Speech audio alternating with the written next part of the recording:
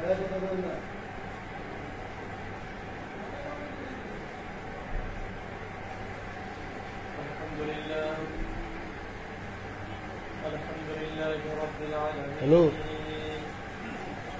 राम ने ताकरे बना नहीं है सारे हुकुम की समाज وعلى آله وصحابه وأهل بيته وعلماء أهل سنته وأولياء ملته والعاشقين والذاكرين والحمد لله رب العالمين. فقد قال الله تعالى في كلامه المجيد وفي فرقان الحميد. أعوذ بالله من الشيطان الرجيم. بسم الله الرحمن الرحيم. وما أرسلناك إلا رحمة للعالمين. إن الله وملائكته يصلون على النبي يا أيها الذين آمنوا صلوا عليه وسلموا تسليما.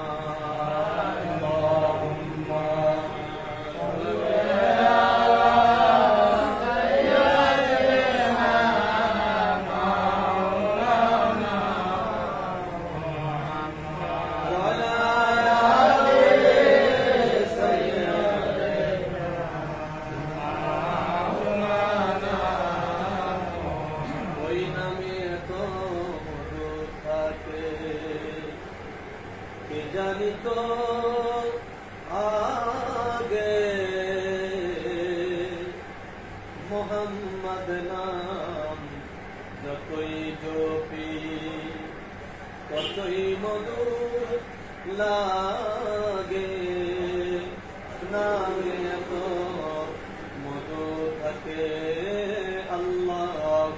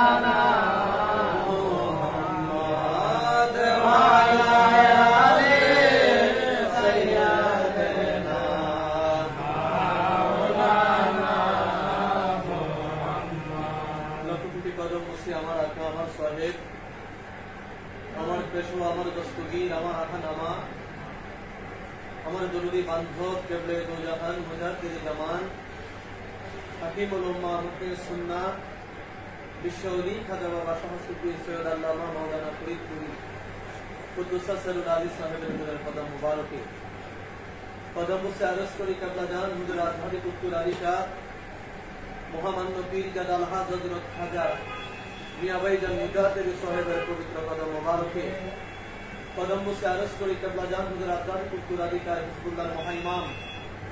জাকের পার্টির মহামান্য চেয়ারম্যান পীরজাদ আলহাজ হযরত খাজা মেজুভাইজান মুজাদ্দিদি সাহেবের পূত পবিত্র কদম মোবারকে কদম বসি আরজ করি হযরত খাজা ভরসা সামিয়া মুজাদ্দিদি হযরত খাজা মেজুসা সামিয়া মুজাদ্দিদি এবং খাজা পরিবারের সম্মানিত সকল সদস্য এবং সদস্যবৃন্দের প্রত্যেকের কদম মোবারকে উপস্থিত মুআসসিস মুহতারাম মহান মালিকুল মুলুকের দরবারে আবার অসংখ্য শুকরিয়া আদায় করতে হয়। এই কারণে যে আজ ঈদ উল আজহার দ্বিতীয় দিন অতিবাহিত হয়ে আজকে তৃতীয় রজনী আমাদের মাঝে আমাদের সামনে অপেক্ষমান, এমন একটি সময় যে রাত আজকে পবিত্র ইয়াউমুল জুমার রাত। আমার কেবলা জান তার পবিত্র নসিহত শরীফের মধ্যে বছরের 4টি রাতকে অত্যন্ত গুরুত্বপূর্ণ রাত হিসাবে, 4টি দিন অত্যন্ত গুরুত্বপূর্ণ দিন হিসাবে উল্লেখ করেছেন। এর মধ্যে একটি দিন হল ইয়াউমুল জুমা, জুমার দিন। আরেকটি দিন হল ইয়াউমুল আরাফা, আরাফার দিন। আরেকটি দিন হল ইয়াউমুল ঈদুল ফিতর, ঈদুল ফিতরের দিন। আরেকটি দিন হল ঈদুল আযহা তথা ঈদুল আযহা মানে কোরবানির দিন। এই 4টি দিনকে অত্যন্ত গুরুত্ব সহকারে কেবলা জান হুজুর তার নসিহত শরীফের মধ্যে তিনি উল্লেখ করেছেন, উপস্থাপন করেছেন। ইয়াউমুল জুমা এটা এমন একটি দিন যেই দিনে আল্লাহ তাবারাক তাআলার বান্দাগণ যখন আল্লাহ পাকের দরবারে কিছু চায়, আল্লাহ তাবারাক তাআলা বান্দার দোয়াকে তিনি প্রত্যাখ্যান করেন না, বরং আল্লাহ রাব্বুল ইজ্জাত তার বান্দার দোয়া কবুল করেন। সুবহানাল্লাহ। বান্দার দোয়া কি বান্দার দোয়া তিনি কবুল করে ফেলেন এবং কাউকে তিনি বঞ্চিত করেন না। অন্যদিকে হাদিস শরীফে দেখলাম রাসূল পাক সাল্লাল্লাহু আলাইহি ওয়াসাল্লামের উম্মতে আমরা যে রাসূল পাক সাল্লাল্লাহু আলাইহি ওয়াসাল্লামের উপরে দুরূদ শরীফ আমরা পাঠ করি, এই দুরূদ শরীফ সপ্তাহে 6টি দিন আপনার দুরূদ শরীফ গুলো আপনি যখন দুরূদ শরীফ পড়ি রাসূল পাক সাল্লাল্লাহু আলাইহি ওয়াসাল্লামের উপরে, এই দুরূদ শরীফ গুলো ফেরেশতাদের মাধ্যমে, সুবহানাল্লাহ বলেন, ফেরেশতাদের মাধ্যমে দুরূদ শরীফ গুলো রওজায়ে আতহারে মদিনাতুল মুনাওয়ারায় রাসূলুল্লাহর দরবারে পৌঁছে দেওয়া হয়। আল্লাহু আকবার। কিন্তু পবিত্র জুমার রাত, এই যে আমরা যে রাতে বসে আছি, যেই সময় বসে আছি, পবিত্র জুমার রাতে যদি রাসূলের কোন উম্মত রাসূলুল্লাহর উপরে একটাবার দুরূদ শরীফ পড়ে, রাসূল বলেন আমার উম্মতের জুমার রাতের দুরূদ সালাম এটা আমার কাছে ফেরেশতার মাধ্যম হয়ে আমার কাছে পৌঁছায় না, বরঞ্চ আমার উম্মত যখন আমার উপরে দুরূদ শরীফ পাঠ করে আমি রাসূল সরকারের দোয়ালম আমার পবিত্র কর্ণ মোবারক দিয়ে সরাসরি আমি আমার উম্মতের সালাম, উম্মতের দুরূদ শুনতে পাই। সুবহানাল্লাহ। এই রাতের ফজিলত কম বেশি? এই রাতের ফজিলত অনেক বেশি। আর এই রাতের ফজিলত অনেক বেশি বিদায় আমার কেবলা জান হুজুর তার নসিহত শরীফের মধ্যে এই রাত এবং এই দিনের আলোচনা তিনি উল্লেখ করেছেন, আমাদেরকে শিক্ষা দিয়েছেন। কারণ আমার কেবলা জান হুজুর আমরা ঠকে যাই, আমরা অন্যদের থেকে আমলে দুর্বল হয়ে যাই, আমরা পিছু পড়ে যাই। কেবলা জান হুজুর সেটা চান নাই, বরং চমকপদ সবচাইতে ফজিলতপূর্ণ যে আমলগুলো আছে, সে আমলগুলো কেবলা জান হুজুর আমাদের দৈনন্দিন যে আমাদের যে আমল বন্দিগি, সে আমলের মধ্যে কেবলা জান হুজুর সেগুলোকে আমাদের জন্য নির্ধারিত করেছে। সুবহানাল্লাহ বলেন। রাসূল পাক সাল্লাল্লাহু আলাইহি ওয়াসাল্লাম ইয়াউমুল আরাফার সম্পর্কে তিনি বলেছেন, ইয়াউমুল আরাফার দিনে আল্লাহ তাবারাক তাআলা ফেরেশতাদেরকে তিনি সামনে নিয়ে তিনি খুব উৎপন্ন হয়, খুব আনন্দিত হয়ে ফেরেশতাদেরকে আল্লাহ তাবারাক তাআলা ডাকেন আর বলেন, হে ফেরেশতারা তোমরা দেখো, তোমরা তো নিষেধ করেছিলে আমি যেন আদম না বানাই, তোমরা বলেছিলে আমার বানি আদম মারামারি করবে, আমার আদম সন্তানেরা কাটাকাটি করবে, ঝগড়া করবে, বিভেদ করবে, তোমরা বলেছিলা তারা রক্তপাত করবে, তোমরা বলেছিলা আমার ইবাদতের জন্য তোমরাই যথেষ্ট। আজকে তোমরা তাকিয়ে দেখো, তোমরা তাদের বিরুদ্ধে এত অভিযোগ করলা, আজকে তোমরা দেখো আমার সেই বান্দারা কোথায় তাদের বাড়ি, কোথায় তাদের ঘর, কোথায় তাদের অট্টালিকা, ধনের মায়া করলেন না। তারা আজকে কত দেশের মানুষ একত্রিত হলো, কি কালো, কি সুন্দর, কি ধনী, কি গরিব, সব আজকে আরাফার ময়দানে একত্রিত হয়ে গরু দূষিত, চুলগুলো এলোমেলো হয়ে তারা আমি আল্লাহকে তারা আহ্বান করছেন, লাব্বাইক আল্লাহুম্মা লাব্বাইক, লাব্বাইক লা শারীকা লাকা লাব্বাইক, ইন্নাল হামদা ওয়ান নি'মাতা লাকা ওয়াল মুলক লা শারীকা লাক। আল্লাহ বলে, তোমরা দেখো আমি আল্লাহ তাবারাক তাআলা আজকে তোমাদেরকে সাক্ষী রেখে এই ইয়াউমুল আরাফার দিনে, এই 9 জিলহজে আমি আমার বান্দীদের জীবনের গুনাহ মাফ করে দিলাম। তখন ফেরেশতারা কি বলে জানেন? তখন ফেরেশতারা বলে, আয়রব ফুলান ইবনে ফুলান, ওই যে অমুক ব্যক্তি, অমুকের বেটা অমুক, সে তো গুনাহগার, অনেক বেশি গুনাহ করেছে, আপনি কি তারও মাফ করে দিলেন? আল্লাহ কহা, আমি তারও মাফ করে দিলাম। লা তাকনাতু মির রাহমাতিল্লাহ। আমি আল্লাহর রহমত এত সুবিশাল, আমি আল্লাহর রহমত এত সুবিশাল, আমি আল্লাহর রহমতের কাছে তাদের গুনাহ তো কিছুই না। সুবহানাল্লাহ। তাদেরকে কি করলাম? মাফ করে দিলাম। সুবহানাল্লাহ। এই 9 জিলহজ আসরের নামাজের পরে বাবা আদম আলাইহিস সালাম তওবা করেছেন, আর তার তওবাটা কবুল হয়েছে, তার সুসংবাদ পেয়েছে 10 জিলহজ। সুবহানাল্লাহ। 10 জিলহজ অর্থাৎ 10 তারিখ, জিলহজ মাসের 10 তারিখ। এই জন্য কেবলাদান হুজুর আমাদেরকে আসরের নামাজের পর হকিকতে জিলহজের 9 তারিখ হকিকতে তওবা কবুলতের ফয়েজ কেবলাদান হুজুর আমাদেরকে শিক্ষা দিলেন। কেবলাদান হুজুর বলতো, বাবা আদম তওবা করেছিলেন আসরের নামাজের পর, তার তওবার সুসংবাদ পেয়েছেন মাগরিবের নামাজের পর। এই সময়টা অত্যন্ত গুরুত্বপূর্ণ একটি সময়। সুবহানাল্লাহ বলেন। 10 জিলহজ আমরা যাকে ঈদুল আযহা বলি, কুরবানির ঈদ বলি। এই কুরবানির ঈদ অর্থাৎ 10 জিলহজের গুরুত্ব এত মহান, হুজুর কেবলাজান তার সিরাত শরীফে স্পষ্ট করে তুলে ধরেছেন। হুজুর কেবলাজান বলেছেন, এই 10 জিলহজ আল্লাহ তাবারাক তাআলা হযরত ইব্রাহিম আলাইহিস সালামকে খলিলুল্লাহ, খলিলুল্লাহ বলে হযরত ইব্রাহিম আলাইহিস সালামকে আল্লাহ পাক লকব দিয়েছেন। সুবহানাল্লাহ। এই 10 জিলহজ আল্লাহ তাবারাক তাআলা নমরুদ যখন হযরত ইব্রাহিম আলাইহিস সালাম আগুনের মধ্যে নিক্ষেপ করেছিলেন, সেই দিনটা ছিল 10 জিলহজ। আবার এই 10 জিলহজ হযরত বাবা ইব্রাহিম আলাইহিস সালাম তিনি খানে কাবার কাজ তিনি স্টার্ট করেছিলেন, উদ্বোধন করেছিলেন। সুবহানাল্লাহ। এবং এই 10 জিলহজ হযরত ইব্রাহিম আলাইহিস সালাম তার প্রিয় পুত্র হযরত ইসমাঈল আলাইহিস সালামকে মিনার ময়দানে তিনি কুরবানি দিতে গিয়েছিলেন। বাবা ইব্রাহিম আলাইহিস সালামের কারণে, ইব্রাহিম আলাইহিস সালামের খাতিরে আল্লাহ তাবারাক তাআলা এই জিলহজের 10 তারিখকে তিনি মহিমান্বিত করে দিয়েছেন। এবং ওই দিনে, ওই ঈদুল আজহার দিনে বান্দা আল্লাহ পাকের দরবারে যা চায় আল্লাহ তাবারাক তাআলা বান্দাকে তাই দেন। এবং আল্লাহ তাবারাক তাআলা এই কুরবানির খাতিরে আল্লাহ পাক বান্দার জীবনের গুনাহ খাতাগুলো মাফ করে দেন। সুবহানাল্লাহ। প্রিয় উপস্থিতি, এরপর ঈদুল ফিতর, ঈদুল ফিতর 4টি দিনের কথা বলেছিলাম। ঈদুল ফিতর, ঈদুল ফিতরের গুরুত্ব কত? ঈদুল ফিতর হলো রোজাদারদের জন্য পুরস্কার দিবস। সুবহানাল্লাহ। সুবহানাল্লাহ বলেন। রোজাদারদের জন্য কি পুরস্কার দিবস? রাসূল পাক সাল্লাল্লাহু আলাইহি সাল্লাম বলেছেন, প্রত্যেক দিন মজুরের যখন তার মজুরি শেষ হয়, অর্থাৎ শ্রম যখন তার শেষ হয়, তখন তার মজুরি অর্থাৎ তার পরিশ্রমিক তাকে বুঝে নেওয়ার সময় হয়। আর রোজাদাররা 1 মাস তারা রোজা রাখে, 1 মাস রোজা রাখার পর তাদের জন্য যে পুরস্কার দিবস, তাদের যেই নেক বুঝে নেওয়ার সময়, তাদের যেই আপনার সম্পদ বুঝে নেওয়ার সময়, সেটা হলো ঈদুল ফিতরের দিন। সুবহানাল্লাহ। ঈদুল ফিতরের দিন। সুতরাং এই 4টি দিন আল্লাহ পাকের দরবারে অত্যন্ত গুরুত্বপূর্ণ। আর বছরের 5টি দিন আল্লাহ পাকের পক্ষ থেকে তাম পৃথিবীর সকল মানবের জন্য আল্লাহ পাকের পক্ষ থেকে জিয়ারত। বছরের কয় দিন? 5টি দিন আল্লাহর পক্ষ থেকে জিয়ারত করা হয়েছে।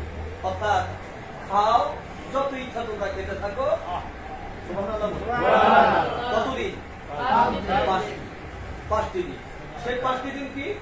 সেই 5টি দিনের মধ্যে একটি দিন হলো ঈদুল ফিতর, আরেকটা দিন হলো ঈদুল আযহা, আরেকটা দিন ঈদুল আযহার পরের দিন, আরেকটা দিন হলো ঈদুল আযহার তারপরের দিন, আরেকটা দিন হলো ঈদুল আযহার তারপরের দিন।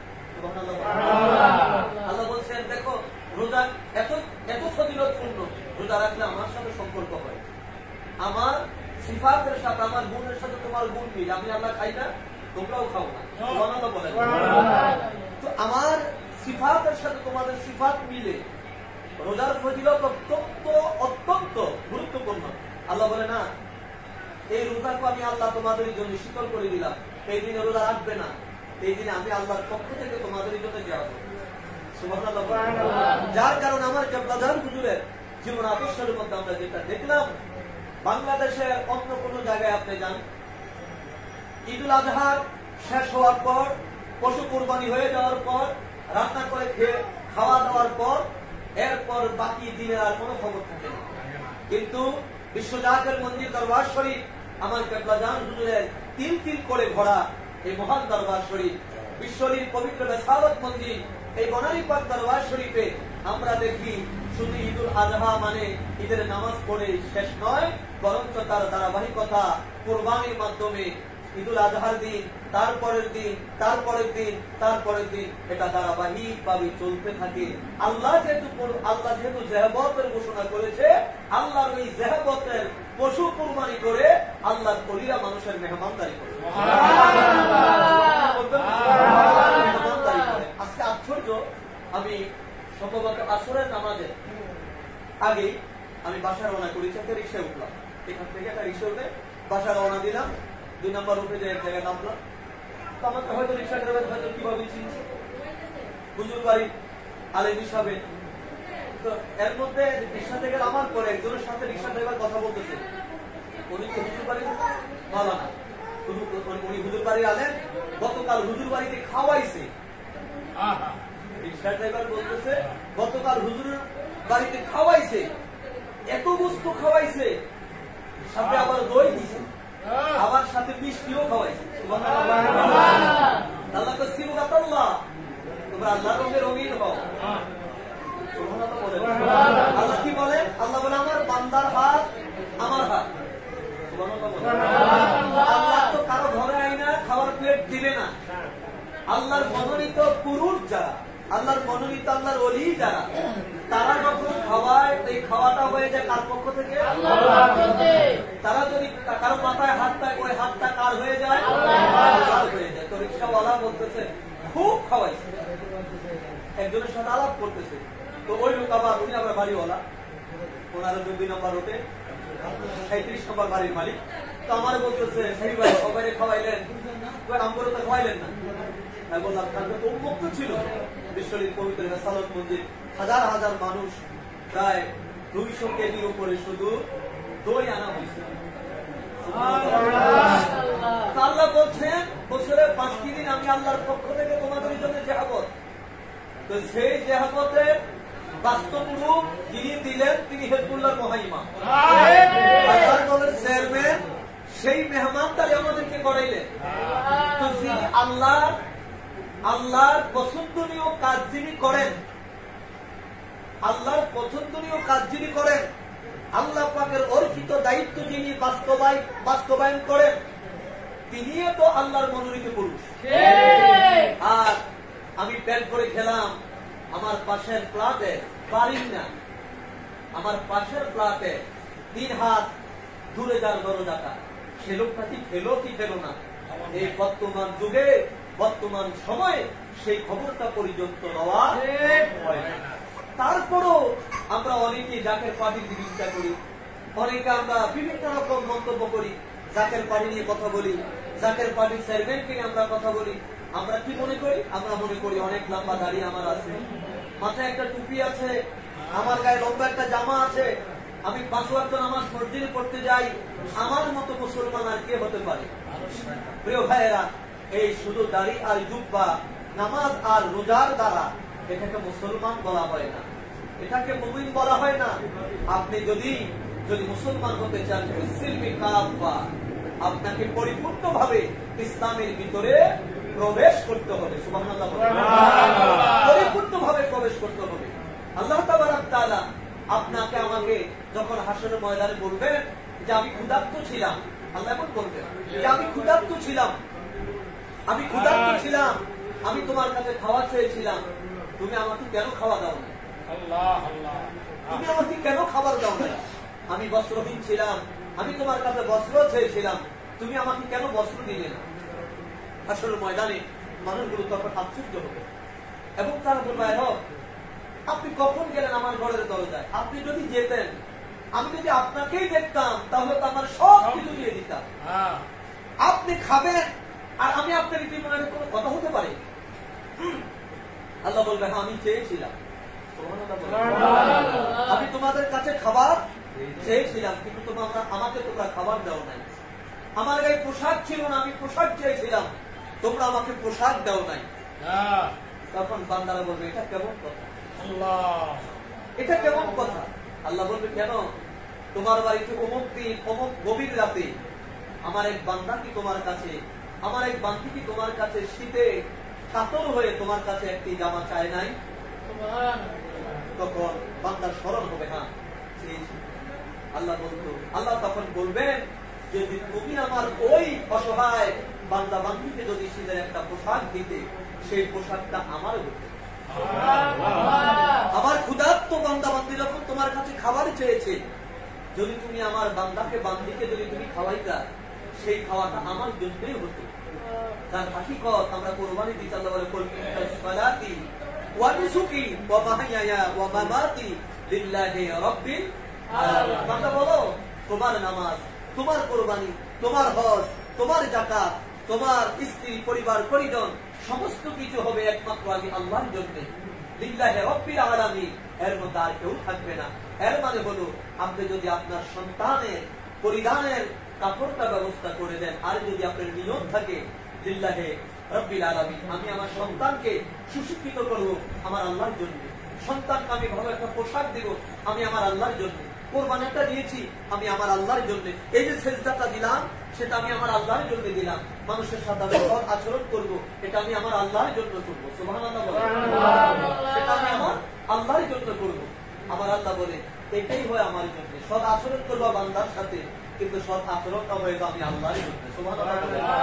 আর রাসূল পাক সাল্লাল্লাহু আলাইহি ওয়াসাল্লামের শান ও মান নিয়ে আল্লাহ বলতে, হাবিব বল, আপনি বলেন, সুবহানাল্লাহ বলেন, আপনি বলেন, ইন কুনতুম তুহিব্বুনাল্লাহ, যদি তোমরা আমি আল্লাহকে ভালোবাসতে চাও, আমি আল্লাহর নৈকট্য যদি লাভ করতে চাও, ফাত্তাবিউনি, তারা যেন আপনি রাসূলকে ভালোবাসে। এটা আপনি বলে দেন, আমার কথা আমি কেমনে বলি? আপনি বলে দেন। আল্লাহ কই না, হাবিব আপনি বলেন, কারণ আপনার মধ্য দিয়ে কে ঈমানদার আর কে বেঈমান, স্রষ্টা সবাই স্বীকার করে, ঈশ্বর বলেন, ভগবান বলেন, গড বলেন, সব ধর্মের লোকেরাই একজন স্রষ্টা আছে, এটা সবাই স্বীকার করে।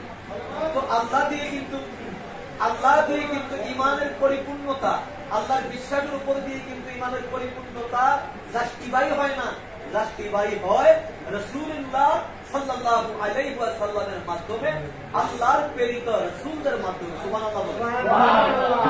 সেদিন মক্কার কাফেরেরা, আবু জাহেল, উতবা, শাইবা, আবু সুফিয়ান, আবু লাহাব যারা ছিল, সবাই বিশ্বাস করত খানে কাবা একজন আল্লাহ, একজন স্রষ্টা, এটার মালিক, যার কারণে 360টা মুক্তি তারা ঢুকেছে। এই মুক্তিকে কিন্তু তারা আল্লাহ বলতো না, তারা বলতো এটা আল্লাহর প্রতিচ্ছবি, আল্লাহ এক একটা ক্ষমতা দিয়েছে, এদেরকে যদি আমরা পূজা করি তাহলে স্রষ্টা খুশি হয়ে যাবে, সেই মনে করে তারা মুক্তিগুলা পূজা করতেন। কিন্তু আল্লাহ হাবিব সরকারে দো আলম যখন বললেন, লা ইলাহা ইল্লাল্লাহু মুহাম্মাদুর রাসূলুল্লাহ সাল্লাল্লাহু আলাইহি ওয়াসাল্লাম, তখনই কিন্তু মক্কার সকল মানুষদের মধ্যে বিদ্রুপ আচরণ শুরু হয়েছে। তখনই কিন্তু মক্কার মানুষদের মধ্যে বিদ্রুপ আচরণ শুরু হয়ে গেছে। এতদিন সবাই বলতো এই ঘর মহান স্রষ্টার ঘর, কিন্তু ওই মহান স্রষ্টাকে, ওই মহান স্রষ্টার আদর্শ, ওই মহান স্রষ্টার রুবুবিয়ত থেকে শিরক এবং কুফরি যখন দূরীভূত করার রাসূল যখন হুকুম দিলেন যে আল্লাহর সাথে শরীক করো না, আল্লাহর সাদৃশ্য তোমরা অন্য কাউকে মনে করো না, আল্লাহর সমকক্ষ তোমরা অন্য কাউকে বানাইও না, যখন রাসূল বলল লা ইলাহা ইল্লাল্লাহু মুহাম্মাদুর রাসূলুল্লাহ, এর মধ্যেও মক্কার লোকেরা বলল ঠিক আছে লা ইলাহা ইল্লাল্লাহ মানলাম, আল্লাহ ছাড়া কোনো মাবুদ এটা মানলাম, পৃথিবী আকাশ নিশ্চয়ই কোন আল্লাহ বানাইছে, জমিনটা নিশ্চয়ই কোন আল্লাহ বানাইছে, বাতাস আসছে নিশ্চয়ই কোন আল্লাহ তার সৃষ্টি করেছে, বৃষ্টি হচ্ছে নিশ্চয়ই কোন মালিক তার আছে, চন্দ্র আলো দিচ্ছে রাতের বেলা নিশ্চয়ই কোন মালিক আছে, সূর্য দিনের বেলা আলো দিচ্ছে নিশ্চয়ই তার কোন মালিক আছে। আমরা মানলাম লা ইলাহা ইল্লাল্লাহ, আল্লাহ ছাড়া কোনো মাবুদ নাই। কিন্তু আব্দুল্লাহর বেটা তুমি যে বলো তুমি রাসূল, এটা তো আমরা মানতে, কথা বলেন না, এটা আমরা মানতে চাই না, এটা মানতে রাজি না। এই জন্য আল্লাহ পাক বলে দিয়েছে হাবিব আপনি বলেন,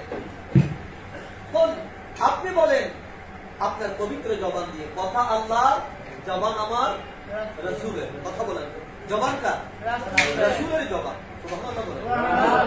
আপনি বলেন ইন কুনতুম তুহিব্বুনাল্লাহ, যদি তোমরা আমি আল্লাহকে পেতে চাও, যদি তোমরা আমি আল্লাহকে পেতে চাও, ফাত্তাবিউনি, তাহলে তোমরা আমার হাবিবকে ভালোবাসো। আমার হাবিবের মহব্বত আমি আল্লাহ পাকের মহব্বত, আমার হাবিবের ভালোবাসা আমি আল্লাহর ভালোবাসা, আমার হাবিবের প্রেম আমি আল্লাহর প্রেম। আর যদি পক্ষান্তরে আমার হাবিবের সাথে যদি কেউ দুশমনি করে, আমি আল্লাহর সাথে তারা দুশমনি করে। আমার হাবিবের সাথে যদি শত্রুতা করে, আমি আল্লাহর সাথে শত্রুতা করে, যার কারণে আল্লাহর হাবিব। আর বাইরে আমার হাদিসে কুদসির মধ্যে এসেছে, বুখারী শরীফের হাদিস, মানা আদালি ওয়ালিয়ান ফাকাদ আদানতু বিল হাল। আল্লাহ রাব্বুল আলামিন জানিয়ে হাবিব আপনি বলে দেন, যারা আমার ওলিদের সাথে দুশমনি করে, আমার ওলিদের বিরোধিতা যারা করে, আমি আল্লাহ তাদের সাথে যুদ্ধের ঘোষণা দিয়ে দিলাম। আর যদি আপনাকে ভালোবাসি, আমার ভাই আমার বন্ধুদেরকে যদি খুব ভালোবাসে, আপনি তাদেরকে সুসংবাদ জানিয়ে দেন, কি সুসংবাদ জানিয়ে দেন? আল্লাহ পাক বলেন ওয়ায়াগফির লাকুম যুনুবাকুম ওয়াল্লাহু গফুরুর রহিম। আল্লাহ বলে আপনি তাদেরকে সুসংবাদ জানিয়ে দেন, তারা যদি আপনাকে ভালোবাসে, শুধু আমি আল্লাহর জন্য যদি তারা আমাকে ভালোবাসে, আপনাকে যদি তারা ভালোবাসে, তাহলে জানিয়ে দেন ওয়ায়াগফির লাকুম যুনুবাকুম ওয়াল্লাহু গফুরুর রহিম। আমি আল্লাহ তাবারাক তাআলা আমার বান্দা এবং বান্দীদের জীবনের যত গুনাহ আছে, যত অপরাধ আছে, যত ভুল ত্রুটি তারা করেছে, আপনার মহব্বতের খাতিরে, আপনার ভালোবাসার কারণে আমি আমার বান্দার জীবনের সব গুনাহগুলো মাফ করে দিলাম। সুবহানাল্লাহ। কেমন মাফ করে? ছোট্ট একটি উদাহরণ। বনি ইসরাঈলের একজন ওই ব্যক্তি 200 বছর পর্যন্ত অন্যায়, অপরাধ, ব্যভিচার, পাপাচার এমন কিছু অপরাধ নাই যেটা তার দ্বারা সংঘটিত হয়নি।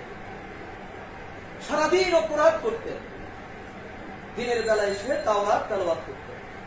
তাওরাত তেলাওয়াত করতে করতে, তাওরাতের মধ্যে যখন আমার রাসূলের নাম মোবারক পেতেন, ইসমুহু আহমদ, তখন আমার রাসূলের নাম মোবারকে চুমু খেতেন।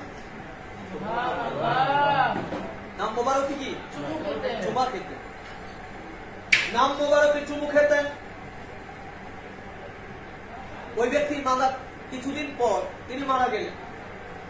মারা যাওয়ার পর লোকেরা, সামাজিক লোকেরা তাকে সমাজ থেকে বয়কট করেছে।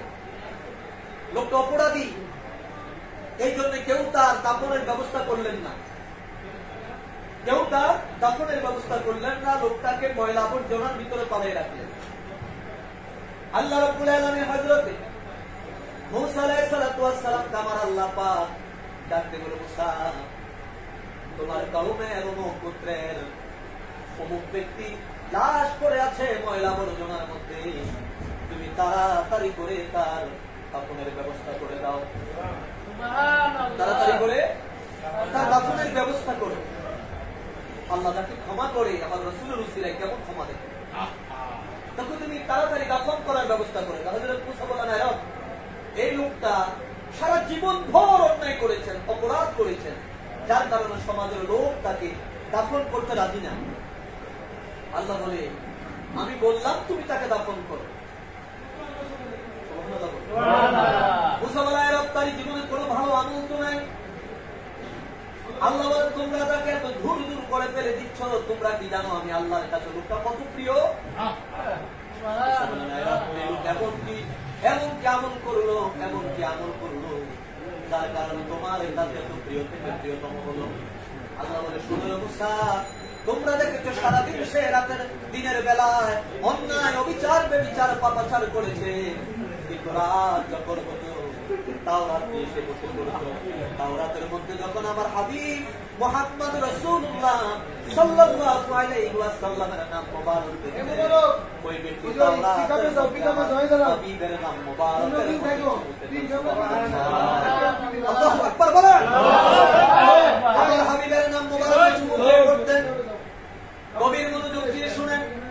আল্লাহ রাব্বুল আলামিন জানিয়ে দিলেন, যার কারণে আমি আমার বান্দার সারা জীবনের ভুল ত্রুটি অন্যায় যা করেছে সব আমি ক্ষমা করে দিয়েছি, মাফ করে দিয়েছি। আমার প্রিয় ভাইয়ের কথাটা বলার কারণ হলো এই, আমার রাসূলুল্লাহর ভালোবাসার কারণে, আমার নবীজির মহব্বতের কারণে আমার আল্লাহ রাব্বুল আলামিন বান্দার জীবনের কোটি কোটি গুনাহ মাফ করে দেয়। কারণ আমার রাসূলুল্লাহর ভালোবাসা হলো হাকিকত আমার আল্লাহ পাকের ভালোবাসা। আর বিশ্বের দরবারের মেহমানদারি মানে আমার আল্লাহর মেহমানদারি। আমার আল্লাহ বলে 5 দিন বান্দা বান্দির জন্য আমার পক্ষ থেকে যাব, আর সেই নিয়ামতের বাস্তবায়ন করছেন হিজবুল্লাহ ইমাম, যার যে কথা বলছিলাম রিকশা ড্রাইভারের মুখেও এখন গতকালকে ঈদুল আজহার দিনে খাবারের প্রশংসা চলছে। সুতরাং আমাদেরকে যদি বেঁচে থাকতে হয় ওলি আল্লাহদের আদর্শ ছেড়ে দিয়ে বাঁচার কোন লাভ আমাদের নাই, উপায় আমাদের নাই।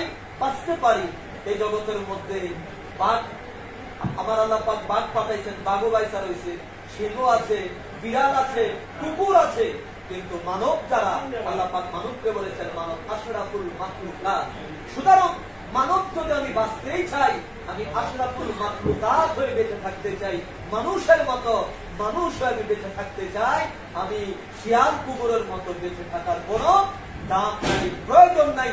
আর মানুষের মতো মানুষ হয়ে বাঁচতে হলে আল্লাহর ওলিদের কদমের কোন বিকল্প নাই। আমাদের তৌফিক দান করে সকলে বলেন আমিন। সম্মানিত সুধী এবং লাইভ প্রোগ্রামের মধ্যে মাধ্যমে আপনারা যারা বিশ্ব বেসালত মঞ্জিল কোরআনী পাক দরবার শরীফ থেকে এই লাইভ প্রোগ্রামটি দেখতে পাচ্ছেন, আপনাদের জন্য একটি আনন্দের খবর। হিজবুল্লাহর মহাইমাম জাকের পার্টির মুহাম্মদ চেয়ারম্যান মহোদয় তিনি ঘোষণা করেছেন যে এখন থেকে প্রতি রাত 8টা থেকে রাত 9টা পর্যন্ত বিশ্বজিৎ পবিত্র বেসালত মন্দির থেকে লাইভ প্রোগ্রাম চলবে। সত্যের প্রচার দরবার শরীফের জাকের পার্টি উলামা ফ্রন্ট, জাকের পার্টি যুব উলামা ফ্রন্ট এবং জাকের পার্টি তালাবা ফ্রন্টের যারা আছে ওলামায়ে কেরাম যারা আছে তাদের মধ্য দিয়ে, তাদের জবান দিয়ে সত্যের প্রচার তাম পৃথিবী ব্যাপী ছড়িয়ে দেওয়ার জন্য মহামান্য চেয়ারম্যান মহোদয় আমাদেরকে নির্দেশ করেছেন। এবং প্রতিদিন রাত 8টা থেকে রাত 9টা পর্যন্ত এই পবিত্র অনুষ্ঠান চলবে। সুতরাং আপনাদের যারা লাইভ প্রোগ্রামে আছেন আপনাদের প্রতি আমার অনুরোধ থাকবে, আপনারা প্রোগ্রামটিকে অধিক পরিমাণ লাইক করুন, শেয়ার দিন এবং অন্যদের কাছে পৌঁছে দেন। লক্ষ লক্ষ জনতার কাছে এই সত্যের প্রচার যেন পৌঁছে যায় তার জন্য আপনারা প্রস্তুতি গ্রহণ করুন। আর এই লকডাউন আবার লকডাউন শুরু হচ্ছে, আপনারা এই লাইভ প্রোগ্রামের মাধ্যমে যদি আপনারা দেশের বিভিন্ন অঞ্চলে আছেন, যদি পৃথিবীর বিভিন্ন অঞ্চলে আপনারা আছেন, 1 ঘন্টার জন্য হলো আপনারা বিশ্ব ওলির বেসালত মন্দিরের সাথে আপনারা একত্রতা ঘোষণা করে একাকার হয়ে আপনাদের দিন এবং প্রাণ আপনারা বিশ্বলির বেসালত মন্দির কোরআনী পাক দরবার শরীফে আপনারা রাখতে পারবেন।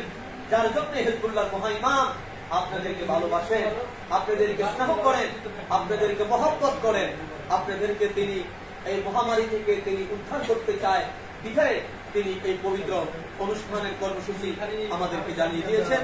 আপনারা ভালো থাকুন, আপনারা সুস্থ থাকুন। ইনশাআল্লাহ দেখা হবে আগামীকাল আবার রাত 8টায় বিশ্ব বেসালত মন্দির কোরআনী পাক দরবার শরীফে। এখনই পবিত্র এশার নামাজের আযান হবে, আযানের পর ইনশাআল্লাহ আমাদের এখানে জামাত হবে। আপনারা যে যেখান থেকে দেখছেন লাইভ প্রোগ্রাম এখন শেষ, আপনারা পবিত্র এশার নামাজ আপনারা আদায় করে নেন। ওয়া আখিরি দাওয়ানা আলহামদুলিল্লাহি রাব্বিল আলামিন। আসসালামু আলাইকুম ওয়া রাহমাতুল্লাহি ওয়া বারাকাতুহু।